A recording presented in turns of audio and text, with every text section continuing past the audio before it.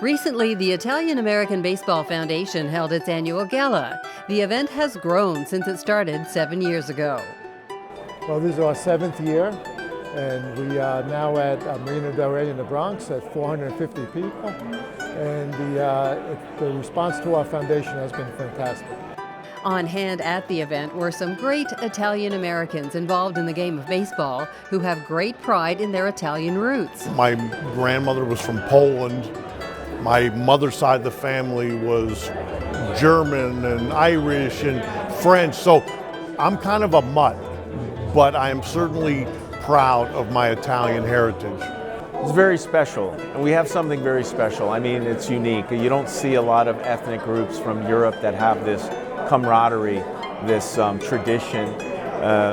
We love them, but they don't do it like we do. I mean, we really enjoy the traditions, and I think it's indicative of the culture, God, family, food, and wine, and it brings us together. First of all, I am so proud to be Italian and feel very connected. I walk into a room like this and there's nothing but love. I feel the bond. I was raised a certain way, and I feel like when I walk into a space like this, everybody that I'm talking to was raised the same way I was, and there's some core values that match, and we blend instantly. Torey Lovullo, the manager of the National League champion Diamondbacks, has Yankees roots as he was a part of the Yankees in 1991 after being traded over from Detroit. Yeah, I knew that I was going to get an opportunity to potentially get some at-bats and play, and things were getting very lean in Detroit.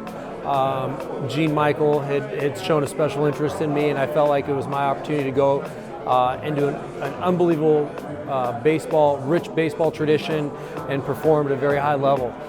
Anybody that says they put the pinstripes on, you never forget it. It's a pretty special uniform.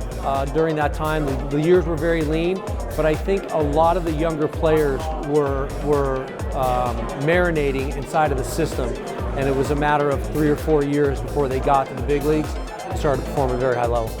There were many other former Yankees on hand who acknowledged the rich history of great Italian-American players who donned Yankees pinstripes.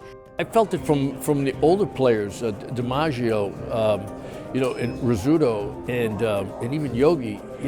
And they treated you like family almost. It's a warm friendship. It's a common bond, and very proud of where my grandparents came from. Well, Phil Rizzuto and Frank Messer did a lot on the radio before I came up, so when I did come up, a lot of people knew me, and I was surprised how many Italians were working at the stadium, and they would come up to me, and it was like a family. It was great. Award recipients included Terry Francona, Torey Lovullo, and the media award went to Chris Mad Dog Russo. My father was a huge Joe DiMaggio fan, so I lived with DiMaggio forever. I mean, obviously, my grandfather was a big baseball fan, so Yankee Stadium in the mid-30s when DiMaggio was in center field.